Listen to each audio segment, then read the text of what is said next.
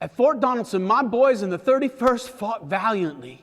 Though we were outgunned, outmanned, virtually surrounded, we refused to surrender. From that moment on, we were known as the Dirty First because we never met a battle we backed away from. After a long day of battle, we pushed the Confederates back into the fort and they surrendered. It was our first decisive victory of the war. During the fight, I was shot in the leg, but it was through and through, so I fought on. A Confederate musket ball hit the butt of my pistol, which saved my life, but it broke and damaged a few ribs. When the medic tried to pull me from the field, I said no. As long as my boys were in the fight, I needed to be there to lead them. But then a third musket ball tore through my shoulder. I bled out. I fell from my horse. I had lost so much blood. A medic could not find a pulse. When the white snow turned crimson red with the blood I lost, I was given up for dead. Do I look like I'm dead? When another medic came through, he was kicking the dead and wounded to see who was alive. He found me. He rescued me.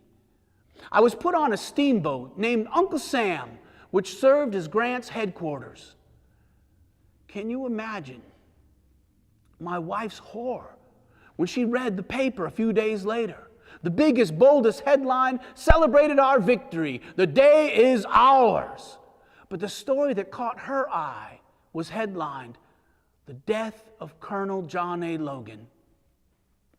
And it told of how I gave my life to win the day. Can you imagine her grief? She jumped on a train bound for Cairo. She met a steamboat captain that I had once helped out of a jam.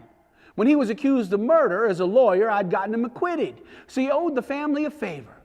My wife convinced him to take her across enemy lines deep into the South so she could retrieve my corpse for a proper burial.